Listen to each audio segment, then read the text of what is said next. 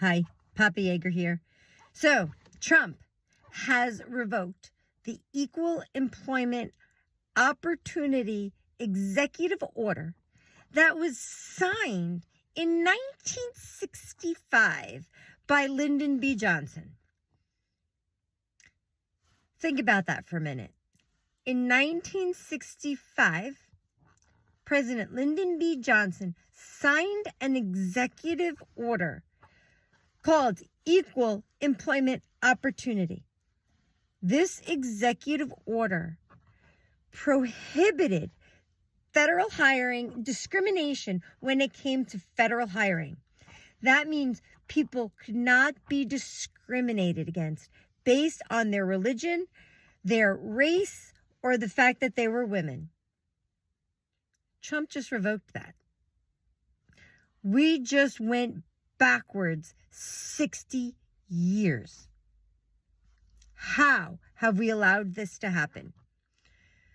I've said it often. I know I've spoken about it here that Lyndon B. Johnson was probably, possibly, arguably one of our worst presidents when it came to international affairs. He got us stuck in Vietnam. But when it came to domestic affairs, and unfortunately, he doesn't get enough recognition, I think, because his whole reputation was tarnished by Vietnam. He was forward-thinking. He was progressive. He was pro-civil rights legislation. He was pro-equality. Donald Trump said that diversity, equity, inclusion was illegal. He has just erased it completely from the federal government. He is now encouraging companies in the private sector to do away with DEI and non-discrimination. Like, how? Donald Trump wants it okay for companies to discriminate against people based on their race or their sex, their religion, their gender identity. I am concerned as an openly queer person. I am concerned that his policies will ultimately mean that my employer will be able to discriminate against me.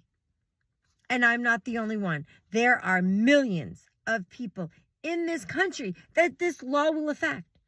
If you are a person of color, if you're a woman, if you're queer.